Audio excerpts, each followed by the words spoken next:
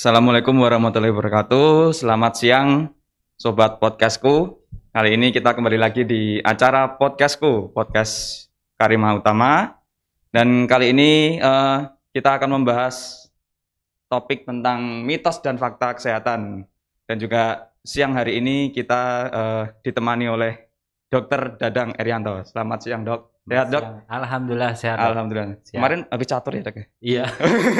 Oh, bukan ya, Dok? Oh, bukan. Saya kira catur itu, Dok. Dewa Kipas, Dok, itu. Dewa Kipas. Oh iya. Ya, kali ini kita akan membahas tentang mitos dan fakta yang terjadi di dunia kesehatan di sekitar kita nih, Dok. Oke. Kan banyak sekali, Dok, ya. Ya. Jadi terkadang kata orang gini apakah benar, kata orang begitu apakah benar. Nah, ini nanti kalau ada teman-teman ada pertanyaan nanti bisa DM atau mengirim komen di live Instagram kita di Rumah Sakit Karimah Utama, kemudian ada di YouTube, Dok. di YouTube juga bisa komentar. Ya. Jadi gitu. Jadi nanti bisa kalau kita jawab ya kita jawab ya. Ini kita setelah sekian lama ya, Dok, ya. Betul. Sudah lama nggak ngobrol lagi, Dok. Iya, betul. Sebenarnya hari ini buat koreksi aja. Hari Iya. ini dua-duanya narasumber. Jadi dua-duanya nanti saling bertanya dan menjawab. Bisa. Monggo, Dok. Jadi Langsung, Dok. ya langsung saja, Dok.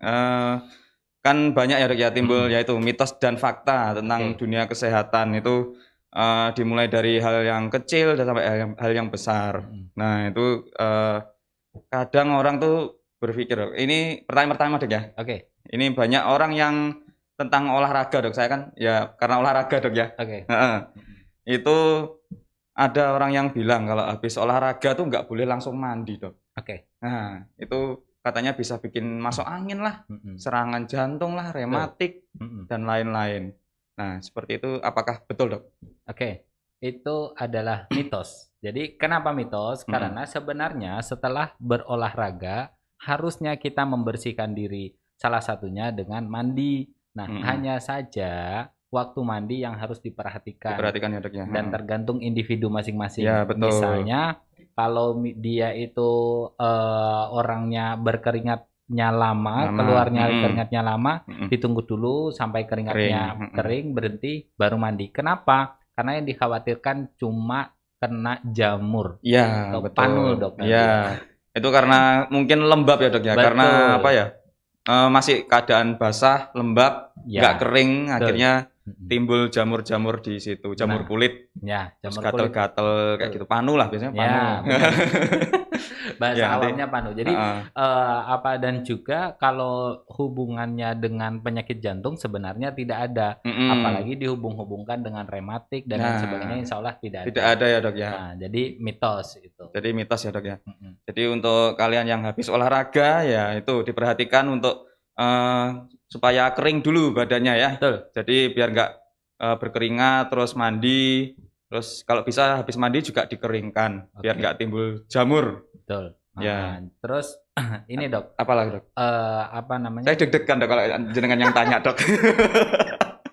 Enggak lah, Dok. Oh iya. Terus ini, Dok, kalau misalnya setelah olahraga ada yang ada yang bertanya, boleh nggak, Dok, ditekuk, Dok, kakinya?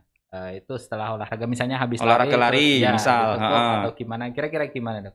Ya, kalau itu mitos atau faktanya yang gimana nih, Dok? Ya, mitos atau faktanya kalau boleh misalnya, apa enggaknya? Ya, boleh atau enggaknya. Oh ya, jadi kalau setelah olahraga, lari ataupun pokoknya olahraga lah ya, itu tidak boleh langsung ditekuk sebenarnya. Karena apa? Karena itu nanti bisa varises. Jadi untuk apa ya? Varises itu kan karena pembuluh darah yang ini ya. Betul. Yang benjol ibaratnya seperti itulah. Iya. Ya. Bagaimana, Dok? Berarti intinya harusnya diluruskan dulu. Diluruskan ya, dulu. Diluruskan dulu. Terus kalau sudah tunggu beberapa lama, ya, betul. Baru nanti kalau sudah enakan baru ditekuk. Karena mungkin aliran darah baliknya itu ya, Dok, ya. Ya, betul. Nanti kalau ketekuk nanti malah justru menimbulkan varises atau kalau dilihat dari fisik atau kasat mata biasanya ada pembuluh darah yang menekuk-nekuk gitu ya. Iya. Orang bilang biasanya malah otot itu, Dok. Oh iya, urat, Dok. Urat, ya, benar. Uratnya, ya, benar-benar. Ini mitos juga, Dok. Sebenarnya yang dilihat itu bukan urat atau bukan ligamen atau bukan otot, tapi itu adalah pembuluh darah. Pembuluh darah. Nah, betul. Kalau kita lihat ini ada yang warnanya kebiruan ini adalah pembuluh darah balik yang miskin akan oksigen. Betul. Gitu ya, Dok ya. Ya, betul, Dok. Oke. Terus ini, Dok. Ini berhubungan dengan rumah sakit kita nih, Dok. Kan rumah sakit bedah. Nah, banyakan orang apakah boleh habis dioperasi dalam penyembuhan luka itu makan yang amis-amis? Kadang tuh malah ada orang yang marahi gatel, bikin gatel kayak gitu. Nah, itu sebenarnya gimana, Dok? Boleh enggak? Oke. Amis-amis ini sebenarnya istilahnya istilah dalam bahasa Jawa. Iya, betul. Yang dimaksud adalah makanan yang tinggi akan protein. Ya, betul. Tinggi akan protein itu seperti putih telur, kemudian ikan dan sebagainya. Seperti misalnya lauk biasanya kita makan di gizi, Dok. Dari lauknya makannya kan banyaknya ikan. Nah, terus apakah ini bisa menimbulkan justru malah memperlama sakit? Sebenarnya mitos, malah justru sebaliknya, nutrisi yang tinggi, protein yang tinggi itu dapat mempercepat penyembuhan pasca operasi, Dokter. Betul. Jadi nanti bisa bagus lagi ya. Betul. Nah, kalau misalnya khusus untuk kalsium, nanti dipilih ikannya yang kira-kira ikan kecil-kecil aja. Biar makannya, iya betul, Dokter. Jadi biar makannya nanti bisa sekaligus bareng sama tulangnya, gitu, Dokter. Terus apalagi? Ya. Ayo. Oh, ini, Dok. Kemarin tuh ini, Dok, ada mbah-mbah gitu, Dok. Nah, itu dia itu kan ya karena faktor usia ya, Dok. Dia itu jadi ini, Dok, jadi bungkuk. Itu katanya gendong tuyul, Dok. Itu mitos atau fakta itu, Dok? Saya jadi keingat itu loh, Dok, video yang lagi viral, yang kuntilanak, ya, Dok. Enggak kayak lagi kan. Kurang naik itu sebenarnya. Oke, itu adalah mitos karena pada saat ada seseorang yang kan jenis kelainan tulang belakang itu ada lordosis, kifosis. Nah, ini semuanya adalah kelainan bentuk tulang belakang, Dok. Nah, dalam hal ini yang dia membungkuk. Nah, kalau membungkuk seperti itu paling sering karena dia riwayat angkat-angkat berat, Dok. Ya, jadi kan mbah-mbah zaman dulu itu seringnya gendong. Nah, gendong kayu lain sebagainya itu, Dok. Jadi akhirnya bentuknya jadi membungkuk. Ya, makanya kadang kalau saya suka lihat di pasar-pasar kadang suka kasihan, Dok. Jadi mbah-mbah bawa gendongan kayak gitu ya, terus sampai membungkuk gitu. Maksudnya gini, kalkulasinya kalau secara ekonomi dia mungkin bisa mendapatkan sekian rupiah dari pekerjaannya itu ya, Dok ya. Tapi nanti kan, Dok, pas hari tua takutnya nanti itu dia, Dok. Tapi ya memang ya gimana lagi, Dok. Karena betul, kan ya jadi intinya bukan tuyul yang digendong, Dok, bukan. Mitos. Jadi itu murni karena pola hidup sebelumnya. Gitu, Dok. Saya kira malah karena kebanyakan gendong tuyulnya itu. Enggak. Bukan ya, Dok. Coba kita lihat di Instagram, Dok. Ini ada pertanyaan, Dok, dari komen di Instagram. Adakah hubungan sakit yang diderita seseorang dengan psikis seseorang? Nah, kemudian ada cara manajemen stres bagaimana nih? Ya. Pertama, hubungan sakit sama dengan psikis. Betul. Ya, berarti kan apakah mempengaruhi psikis itu mempengaruhi sakitnya orang itu apa enggak? Gitu, ya. Mungkin yang dimaksud dalam hal ini adalah psikosomatis. Jadi psikosomatis, betul, Dokter. Jadi psikosomatis itu banyak sekali jenis keluhannya, Dok. Biasanya ciri khas orang yang punya penyakit karena gangguan psikologi atau lagi psikisnya labil, Dok. Labil. Ya. Zaman sekarang. Iya. Jadi ciri khasnya dia tidak menentu sakitnya. Bisa keluhannya sakit kepala, kepalanya diobati sakit telinga, sakit hidung, sakit mata, sakit gigi, sakit bibir, sakit dagu. Pokoknya pindah-pindah. Sakit deg-degan, terus habis itu mules. Nah, itu pokoknya pindah-pindah. Jadi kita nggak bisa memberikan satu macam obat aja untuk kasus yang seperti ini. Nah, kemudian ciri khas lainnya adalah dia memiliki riwayat psikologis yang memang harus diluruskan dulu. Ya, misalnya dia mau operasi nih dok. Nah, mau operasi biasanya tuh mungkin rasanya mau BAB dan lain sebagainya gitu, mules. Jadi karena deg-degan itu dok.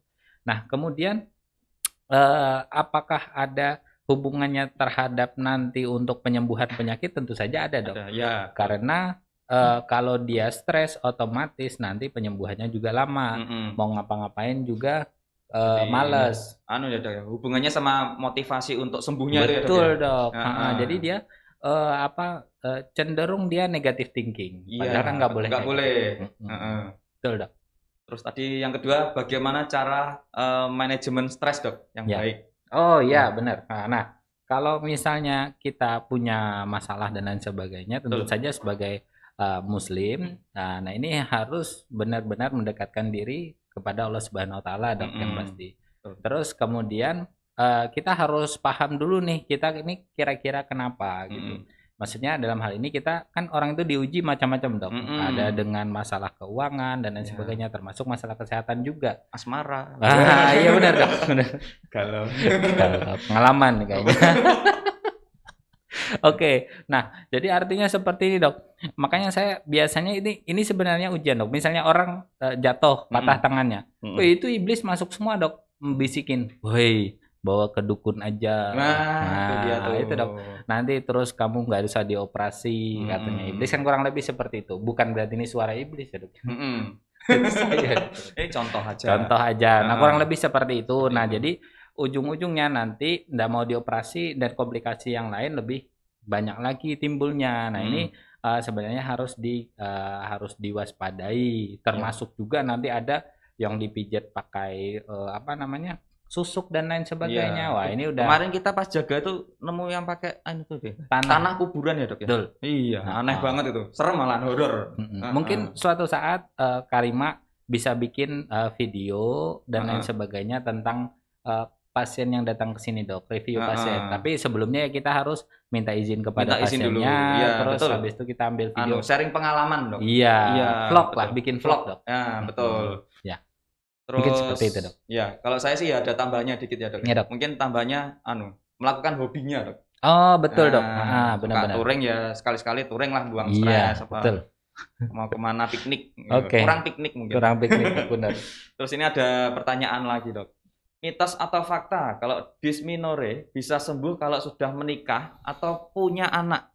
Yes. Dari Siti Mayasari. Sepertinya kenal itu. Kenal. Kayaknya sering bau-baunya sering di sini sih. Sering di sini sepertinya. Mungkin meninggalkan jejak. Iya. Penunggu sini. Mbak Maya. Semoga cepat debat jodoh. Oke. Fokus. Iya, fokus. Jadi gini, dysmenorrhea itu paling sering karena ada pertama kista, dok. Kista. Yang kedua bisa juga karena ada kelainan hormon yang lainnya. Yang ketiga yang perlu digarisbawahi adalah setiap perempuan ketika dia memasuki siklus subur itu kan sel telur diproduksi dok. Nah sel telurnya nanti nempel di dinding rahim. Nah ketika dia tidak jadi dibuahi otomatis kan penempelan ini kan dipaksa untuk lepas. Nah, lepas otomatis ada keluar perdarahan itu sendiri. Termasuk juga ada kontraksi dan lain sebagainya. Terus khusus untuk pasien dengan ada yang kista, biasanya memang belum ada penelitian sih, Dok. Jadi tapi keseringannya itu kalau dia punya kista, kemudian dia nanti melahirkan, biasanya kistanya juga ikut hilang pas waktu di USG. Jadi ikut hilang, ikut ke bawah juga. Jadi sebenarnya bisa jadi fakta dok, karena tergantung jadi penyebabnya. Kalau penyebabnya itu kista, seringnya itu hilang nantinya. Yang pasti nggak galau lagi dok nanti. Terus biasanya sama ini dok, minum air dingin tuh dok, kan nggak boleh tuh katanya. Itu gimana dok? Oke, jadi gini. Kalau saat menstruasi boleh atau nggak minum air dingin, itu jawabannya boleh. Karena perlu dicatat bahwa pertama, saluran reproduksi dengan saluran pencernaan itu berbeda. Ya. Terus yang kedua, ketika ada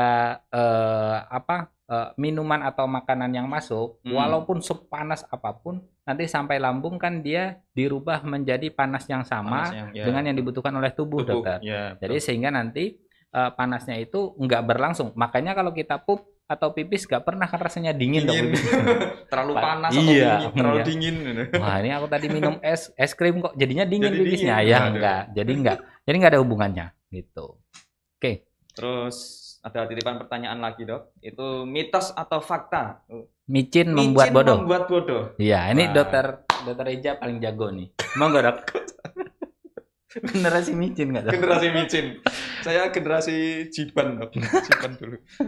Ya, jadi sebenarnya bukan masalah micinnya sih. Tapi tentang apa yang kita makan. Itu nutrisinya terpenuhi, tercukupi atau tidak, gizinya bagus, baik atau tidak. Jadi untuk kan banyak vitamin, terus mineral dan lain-lain itu di dalam makanan kita yang kita makan. Nah, micin tuh seberapa banyak sih? Maksudnya untuk vitamin lah atau apa nutrisinya lah ibaratnya. Kalau semisal ternyata sedikit ya berarti kita kan kurang otomatis.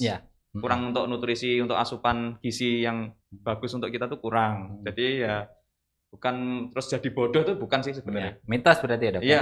Iya, jadi memang tidak ada hubungannya antara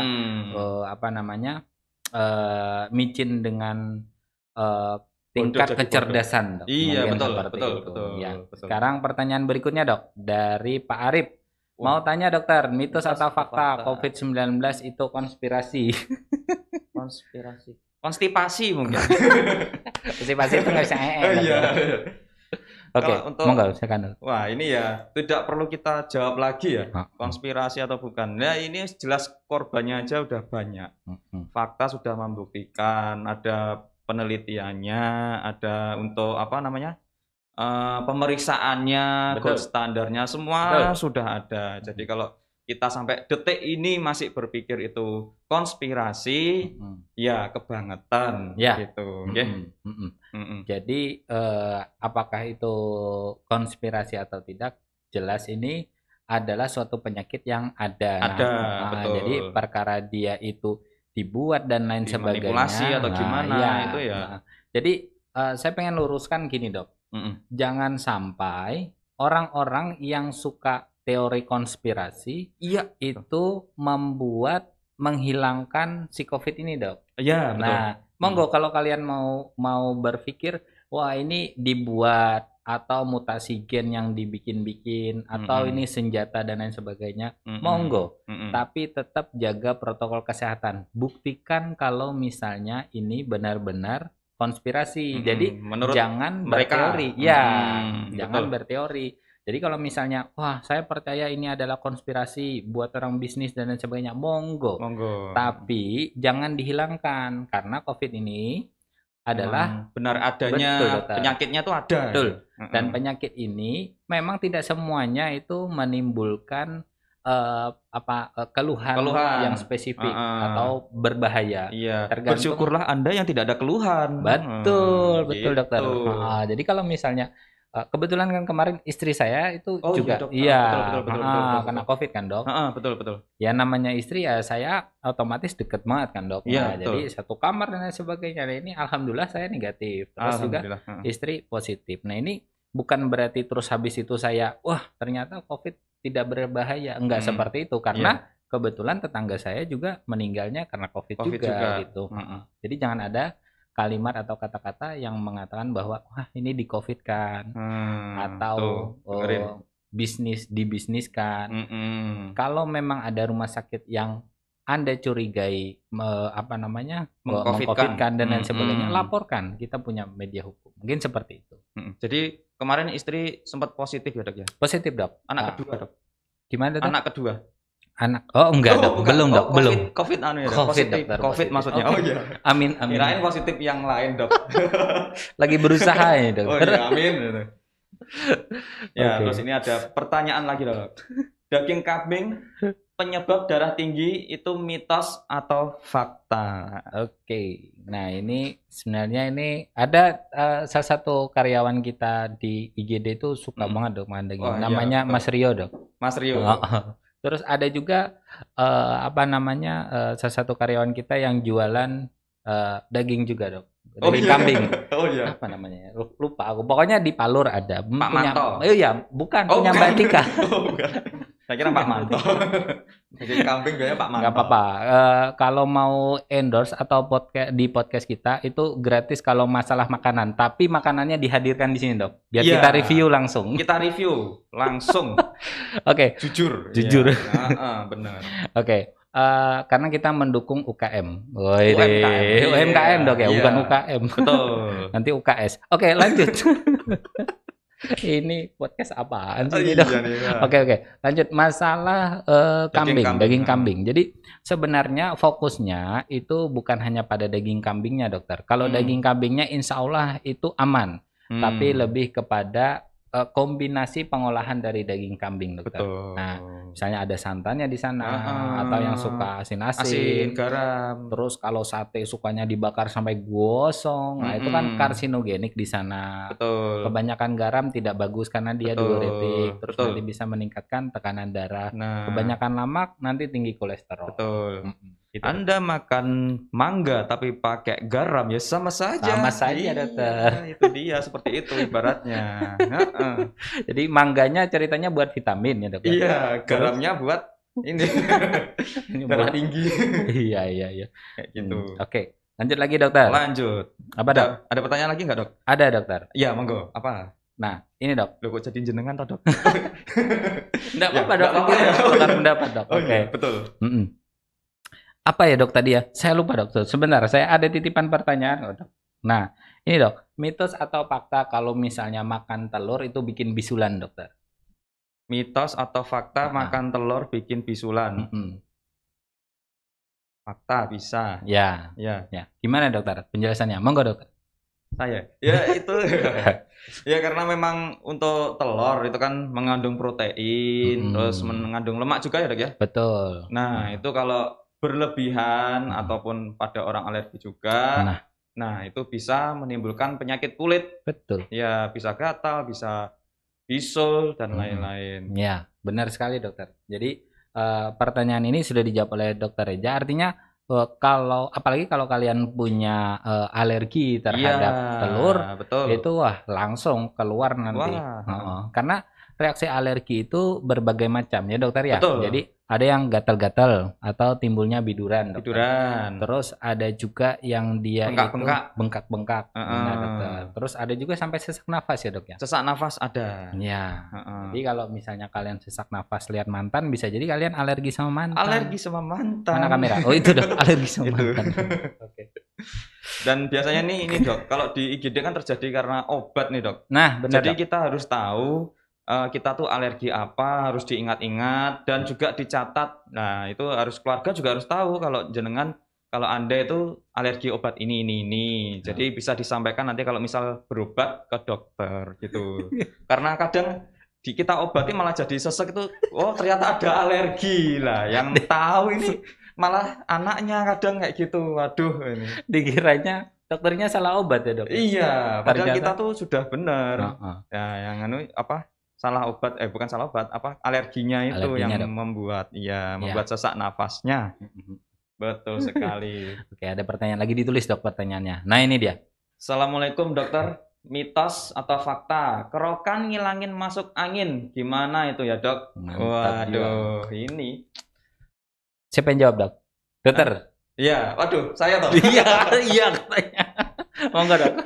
Jadi mitos atau fakta tentang kerokan masuk angin, ngilangin masuk angin, ya kalau menurut saya sih mitos sih dok. Ya. Karena sebenarnya untuk masuk angin itu kan ya bukan dari situlah, bukan dengan mudah itu. Itu kan kalau bahasanya ininya medisnya apa ya dok? In air dok. In air. Nggak ada. Masuk angin tuh nggak ada. Masuk angin tuh nggak ada. Cuma ada di Indonesia. Iya betul. Gitu. Jadi untuk kerokan, nah itu malah nanti kalau kerokannya terlalu kenceng malah nanti malah kulitnya yang sakit malah bisa infeksi. Betul. Betul, itu dia yang terjadi nanti. Jadi seperti ini. Pertama, kita harus luruskan dulu masalah masuk angin ini. Masuk dokter. Angin, betul. Karena semua penyakit di Indonesia itu masuk angin, dokter. Iya. Jadi puskesmas, Dok. Pusing keju masuk angin. Iya.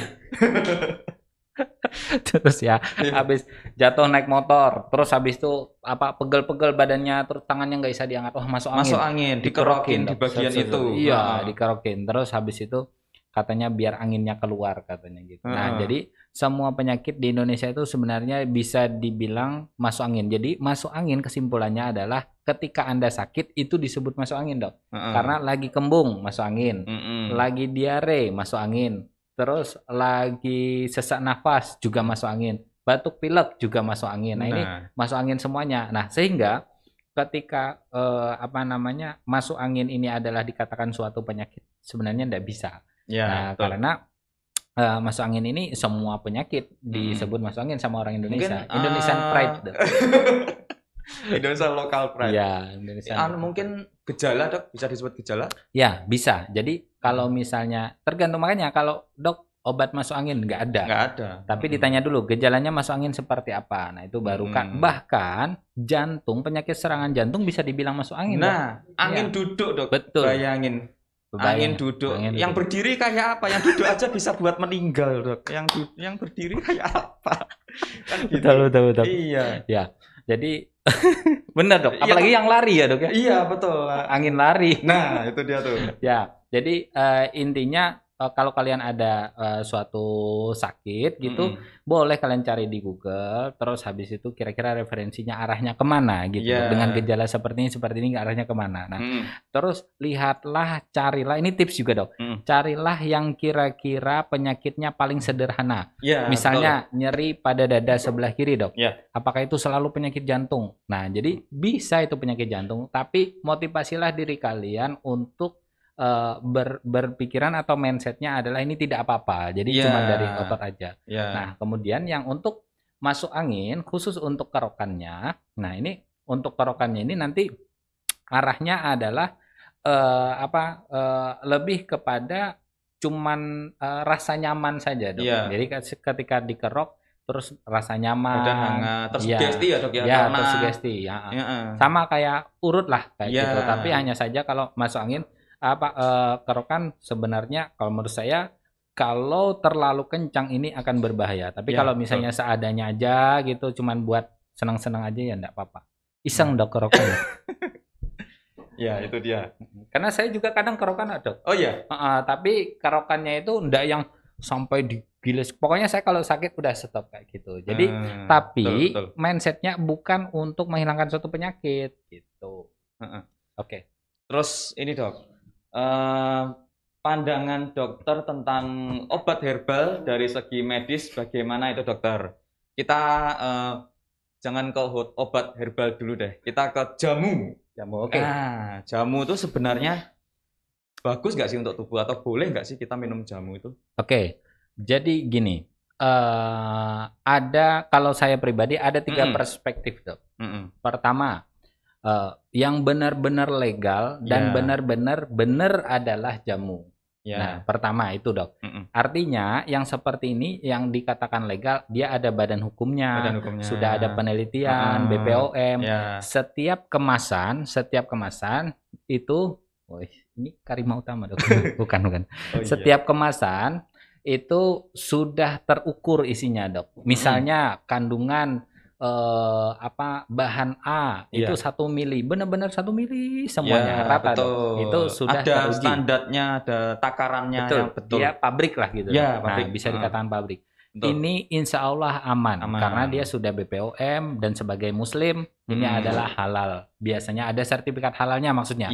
Jadi kalau ada sertifikat halalnya, insya Allah ini adalah hal yang baik. Kemudian yang kedua, kategori kedua adalah ini kategorinya dia bikin sendiri, dokter. Nah, jadi misalnya dia bikin sendiri itu contohnya kalau misalnya itu diganti yang tengah dulu katanya. Oh ya. Bukan, yang gitu. Oke. Enggak kameranya apa-apa. yang tengah meledak. Enggak dong, jangan. Jangan dong, kita nggak bisa siaran nanti dong. Iya, nanti nggak bisa eksis lagi kita. Oke, yang kategori kedua, Iya. ini adalah yang bikin sendiri, dokter. Iya. Kalau dia bikin sendiri ini ada dua kemungkinan lagi, dok. Ada kemungkinannya dia tetap bagus, seperti pembuatan pertama, ada juga yang enggak, karena ketika bikin misalnya nih daun A, misalnya hari ini direbus dengan misalnya 2 gelas air, kemudian dijadikan 1 gelas. Nah, biasanya seperti itu tuh bikinnya. Sehingga nanti dapatnya itu intisarinya. Ya, nah, betul. tapi pertanyaannya, samakah suhu untuk merebus? Betul, nah, betul. Terus takaran-takarannya itu loh. Betul, dan juga daunnya, daun yang hari ini sama yang besok itu sama atau tidak. enggak. Nah, Ya. itu jadi itu yang harus diwaspadai. Betul, Kemudian yang ketiga, ini yang ilegal, benar-benar jamu yang ilegal, dokter. Jadi contohnya kan banyak, dok, di TV diusut biasanya apa namanya? Jamu-jamu yang ternyata dia isinya jamu sama. Iya, benar, dokter. Ada siapa yang bilang tadi? Atau yang pegalinu, dokter. Jamu Ya, pegalinu pegalinu. sebenarnya isinya obat-obatan yang diberikan oleh dokter. Misalnya, mohon maaf, meloxicam digerus, Ya. terus habis itu ditempelin tulisan jamu pegalinu. Nah, betul, atau betul, biasanya saya kemarin lihat, dok, di suatu apa namanya tempat tempat beli kelontong itu loh, dok. Jadi semuanya ada gitu. Jadi ada jamu pegalinu. Jadi obatnya itu ada tiga macam, dok. Saya lihat itu warnanya itu putih, terus yang satu oranye kecil, terus yang satu warnanya oranye besar. Kemungkinan besar isinya, kalau saya lihat itu kemungkinan besar pertama paracetamol, kemudian dexamethasone, terus sama yang satunya ini mungkin vitamin. Iya, nah, yang paling digarisbawahi adalah penggunaan dexamethasone. Gitu. Nah, itu dia tuh. Karena kan dia memang steroid. Gampang banget dia buat pegalinu dan lain sebagainya. Tapi penggunaannya lebih dari 2 minggu dan tidak dianjurkan oleh dokter atau tidak dari saran dokter, ini akan merusak dari sistem pertahanan tubuh, malah jadi Cushing syndrome. Jadi, ya betul, jadi Cushing syndrome. Itu. Jadi kalau untuk jamu, kalau dia benar-benar ada tulisannya halal, BPOM, bersertifikat, insya Allah tidak apa-apa. Iya. Dan itu kan di Tawangmangu itu ada ya, dok ya. Betul. Jadi yang benar-benar yang benar diolah sama apa namanya? Badan itu kan, atau apa itu? Jadi itu dokter juga itu. Ada, dok. Ada. Jadi kita tuh sebagai dokter ya nggak saklek dengan obat-obatan yang paten, atau maksudnya yang benar-benar obat, tapi dengan jamu juga ada. Nanti Anda bisa cari tahu sendiri. Betul, dokter. Dan ini, dok, apa namanya? Dan yang harus digarisbawahi adalah Allah itu menciptakan ilmu pengetahuan agar umatnya lebih gampang untuk mendapatkan sesuatu hal, dokter. Nah, contohnya ini pengobatan. Kan ada obat nih, terus ada dokter juga. Kan Allah bilang kan serahkan pada sesuatu yang ahli. Nah, ini kan dalam hal ini kan yang ngasih kan dokternya. Terus insya Allah juga sudah diukur juga untuk kebaikan ginjal dan lain sebagainya. Nah, ini nanti obatnya itu insya Allah aman dan juga lebih gampang. Udah ada obatnya, nggak rasanya nggak pahit, nggak apa, tinggal telan. Sekali. Gitu, dokter. Jadi untuk jamu terus obat herbal itu ya nggak sembarangan ya, dok. Betul. Ya. Ada itu tadi. Nanti sembarang daun Anda makan, waduh bahaya nanti. Nanti makan daun pecel itu loh, dok. Ya. Pecel sama daun-daunnya kan ya, waduh nggak lucu nanti. Maksudnya daun itu, dok, daun pisang. Daun pisang itu, dok. Itu padahal cuma buat ini aja, tempat wadah aja. Itu ya, dok ya. Tumben saya pakai muslim terus, dokter ini. Oh iya. Dokter muslim, dokter. Bukan dokter dadang lagi nanti, dok. Oh iya. Oke. Kemudian pertanyaan selanjutnya. Kuning telur, wah di telur lagi nih, dok. Kuning telur itu apa ada pantangan untuk orang diet? Apa memang tidak bisa dikonsumsi untuk orang yang ingin menurunkan berat badan? Oke. Nah, itu dia tuh. Oke. Saya apa jenengan tuh? Jenengan aja, dok. Saya dulu, ya. Jadi memang untuk bukan masalah kuning telurnya ya, kuning putih ya.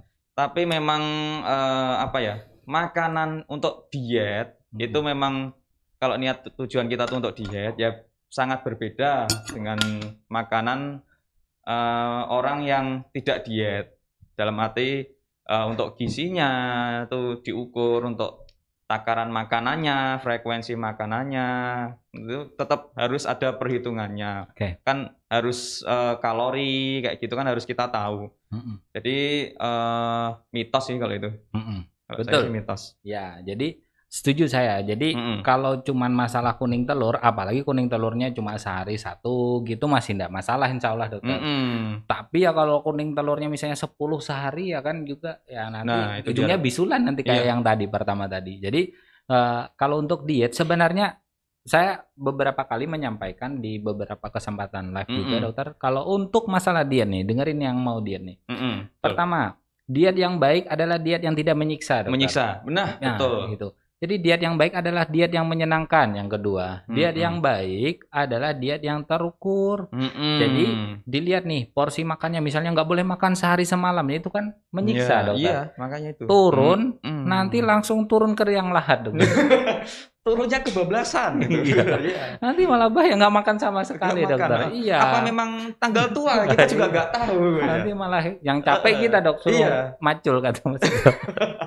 Oke, gali lubang. Nah, terus yang keempat adalah lihat kita tuh targetnya berapa gitu. Jadi jangan muluk-muluk nih. Wah, saya maunya seminggu turun 5 kilo. Ya kan itu muluk sekali dokter. Iya, betul. Jadi sebulan 1 kilo gitu. Target itu udah cukup sekali. Betul. Karena anggapannya anggap aja kalau misalnya kita mau nurunkan 12 kilo 1 tahun juga nggak apa-apa, tapi konsisten. Nah, dijaga gitu.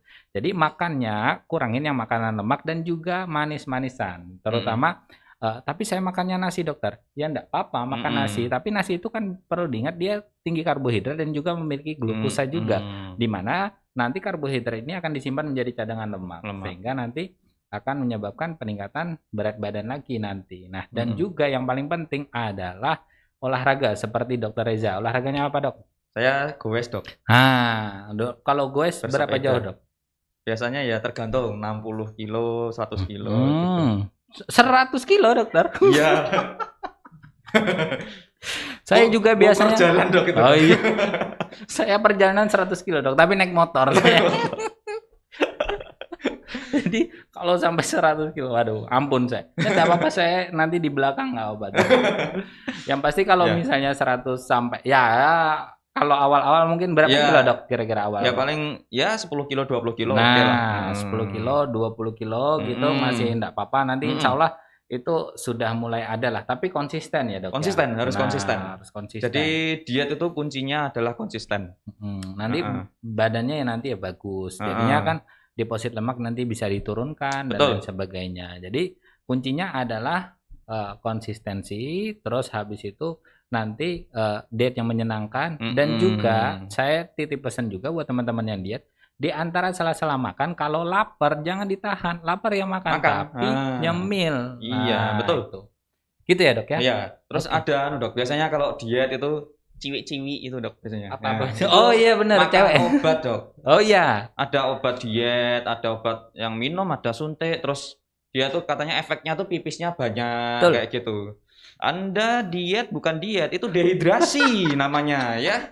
Jadi otomatis ya nanti kurus ya karena dehidrasi Anda itu ya, banyak pipis ya. Betul.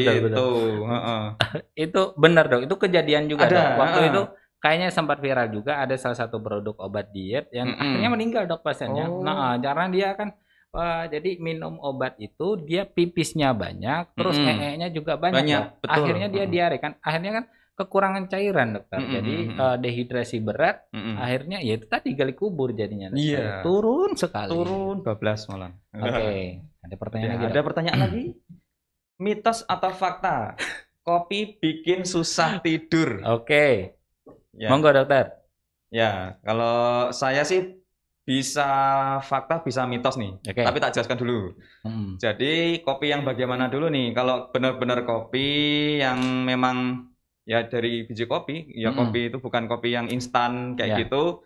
Itu kan memang mengandung kafein ya dok ya? Iya, benar dok. Kafein. Jadi, nah itu kandungan kafein itu yang ilmu kasarnya itu yang membuat kita jadi betah melek. Iya.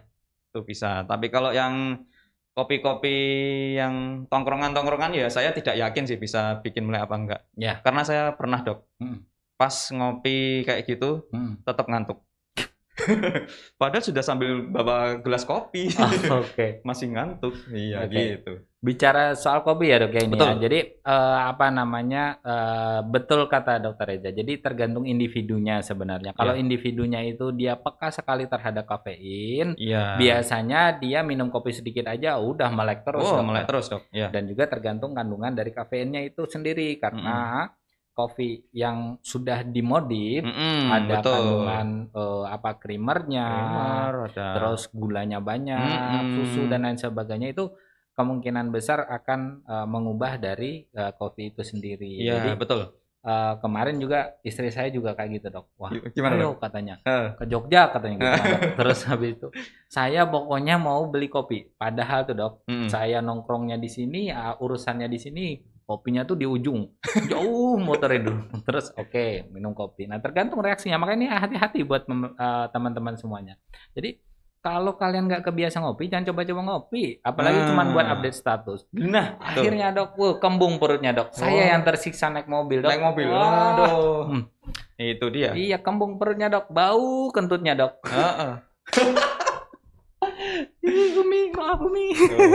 Terus jadi intinya tuh, kenapa? Apakah kopi bisa membuat kembung? Iya dokter, karena dia kan akan meningkatkan asam lambung. Sehingga menyebabkan biasanya sering buang angin jadinya. Kalau belum terbiasa minum kopi, cuman buat update status, saya rasa hati-hati gitu. Nanti milih aja yang lain aja, milih misalnya jus atau apa kan ada dokter. Betul. Tapi saya dulu pernah dok, benar-benar minum kopi. Jadi melek banget dok. Espresso mungkin dok jenisnya? Enggak dok, sebenarnya kopi biasa dok. Iya. Tapi jadi melek banget. Ternyata kopinya kepanasan sampai bibir saya tuh ini. Melonyah dok, jadi aduh nggak bisa tidur, bibirnya sakit gitu. Oke. Ya, sariawan dok berarti. Iya, besoknya tuh aduh gitu. Ya tuh penjelasannya tentang kopi ya. Kemudian ada pertanyaan lagi. Pandangan dari sisi dokter tentang diet mayo atau diet keto itu bagaimana? Diet kepo apa keto nih? Keto rolak dokter. Pakai keto rolak. Mau sebenarnya gini ya, pada prinsipnya itu sama. Bentar dok, dijelaskan dulu. Diet mayo tuh gimana sih dok? Saya juga mayones apa tuh dok? Saya jujur saja saya kurang paham kalau masalah metode diet ini dok, karena banyak sekali jenis diet ini dok. Dulu kan ada dietnya ala siapa gitu, terus ada OCD. Nah ya, jadi OKB bukan ya? Apa sih itu OCD? Ya itulah pokoknya itulah. Iya dokter. Banyak. ESWL bukan ya? Bukan. ORIP bukan juga dokter. Bukan. Nah intinya mau diet apapun itu yang pasti kalau dia sudah mulai kita pribadi ya dok. Jadi kalau kita pribadi atau individu merasakan bahwa ini adalah hal yang tidak nyaman untuk tubuh, jangan dilanjutkan. Ya. Betul. Karena berarti metode itu tidak tepat untuk Anda. Jadi seseorang itu akan beda metodenya satu sama lain. Sehingga paling penting tadi itu diet yang benar adalah diet yang tidak menyiksa. Udah gitu aja. Betul. Jadi dan menyenangkan. Udah. Betul. Ada lagi dokter? Ada nggak dok? Udah mau 50 menit dokter. Wah. Tidak terasa ya? Terasa ya dok? Terasa dokter. Ini dok, kayaknya sebenarnya sudah pernah ditanyakan dok. Tapi ini ada yang bertanya lagi dok. Kalau luka bakar diolesin pasta gigi gimana dok? Ya, itu mau ada gosok gigi atau mau berobat itu ya? Tergantung pasta giginya apa. Bukan ya dok? Tergantung ini dok. Apa tempat kenanya di mana dok? Kalau luka bakarnya di gigi mungkin sekalian mungkin ada ya. Gimana? Jadi ya itu ini mitos ya. Ya. Jadi untuk luka bakar ya pada prinsipnya untuk semua luka bakar atau luka yang terbuka, robek itu pada prinsipnya sih harus bersih. Karena apa? Karena kalau tidak bersih itu nanti bisa infeksi. Lah pada luka bakar ini kalau dikasih odol, dulu ada dok, dikasih kecap dok, kayak dok. Satu datang kok bau sate, ternyata ada korban luka bakar dok. Dikasih kecap itu. Aduh.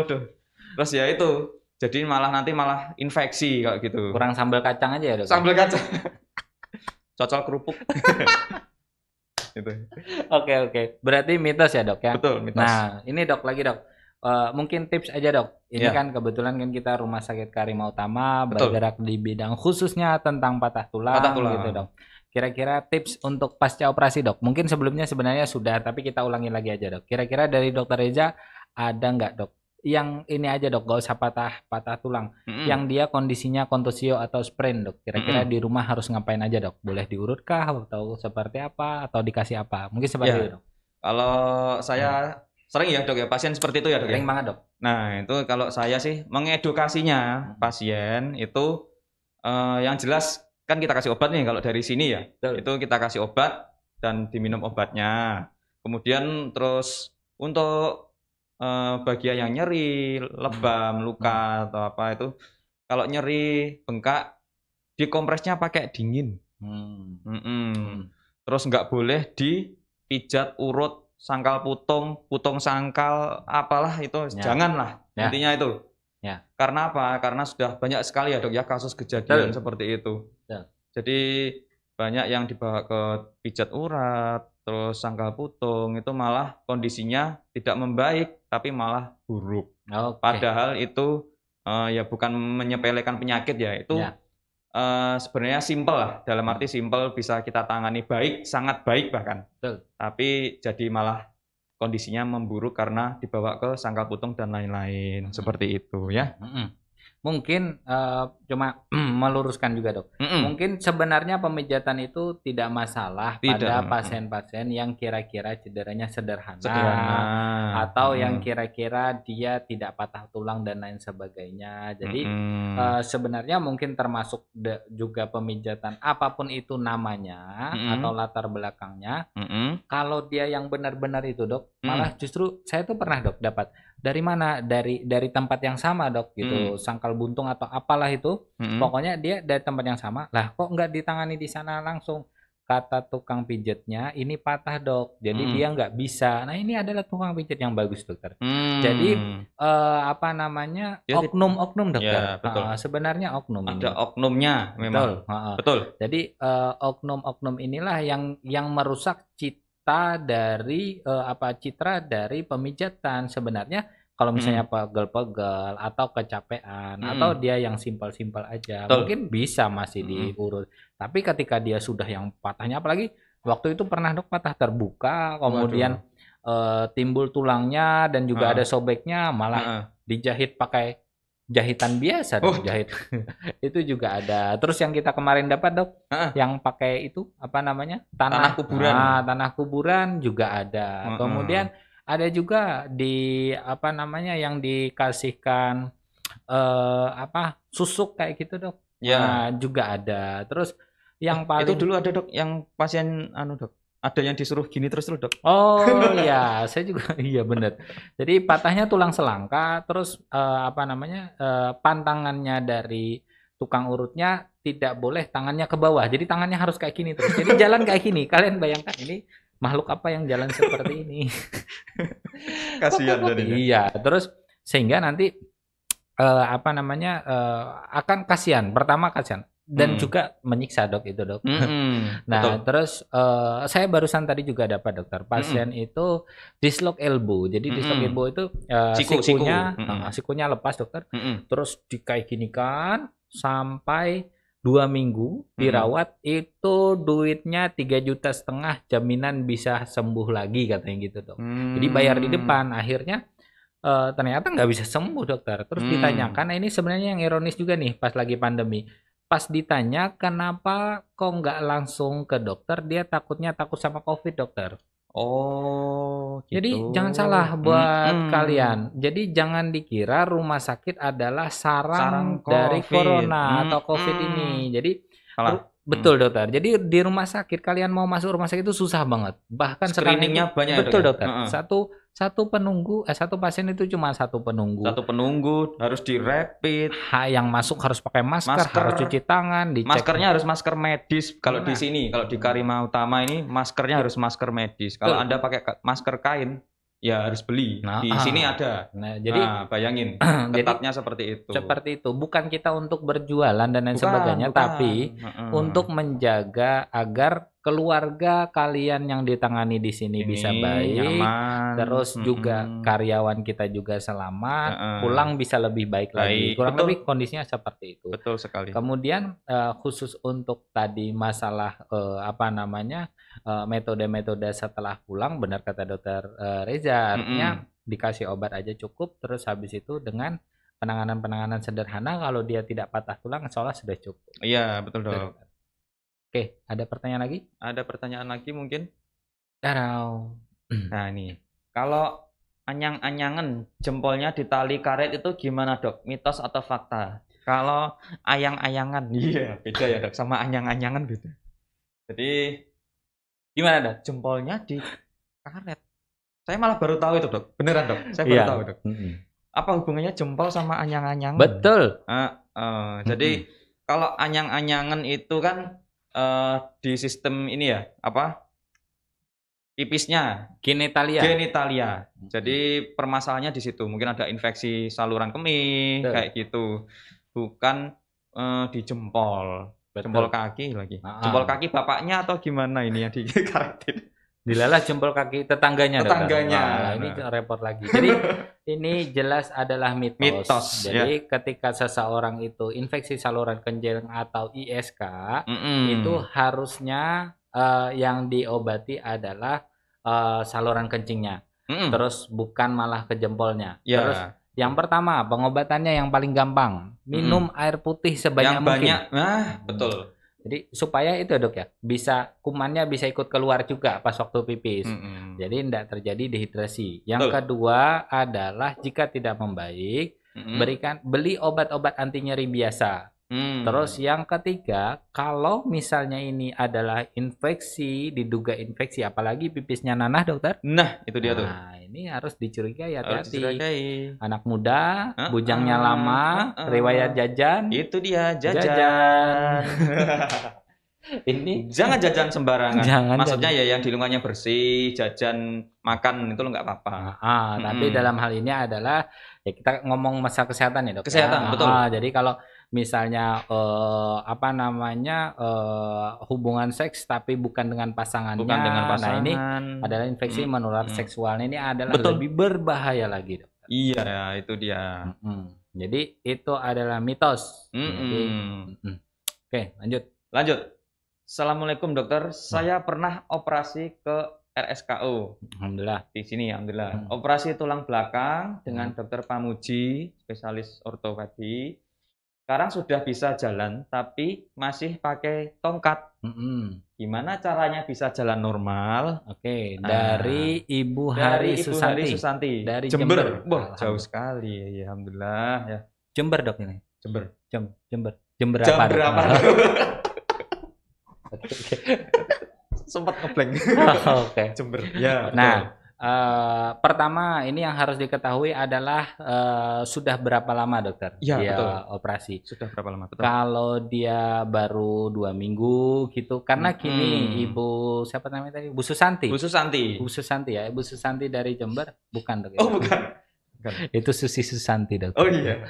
Oke, Ibu Susanti yang pertama adalah harus diukur berat badan Ibu saat ini berapa dan juga sudah berapa lama. Biasanya 2 minggu setelah operasi itu bisa napak 5% dari berat badan tubuh Dokter. Jadi berat badan tubuhnya misalnya nih ya 100 kilo, 5%-nya berarti kurang lebih sekitar 5 kilo. Nah, jadi caranya gimana? Caranya adalah ambil timbangan, berdiri di samping timbangan, terus napak kakinya yang sakit, ditapakkan di timbangan, kemudian tekan sampai 5 kilo. Terus balik lagi, terus tekan lagi, balik lagi, sampai beberapa kali, sampai feel-nya dapat Dokter. Jadi ketika feel-nya dapat, nanti jadi pas jalannya itu segitu juga. Betul. Kalau dia sudah sekitar 1 bulan atau 2 bulan, biasanya sudah mulai 25% dari berat badan tubuh hingga 50% berat badan tubuh. Maka dari itu penting untuk rutin kontrol ke sini. Tapi kalau misalnya jauh boleh 1 bulan sekali, gitu nggak apa-apa. Gitu Dokter. Gitu. Wah, ini ilmu sekali loh ini. Ya. Jadi apa itu? Alah. Jadi ini sudah di penghujung acara Dok.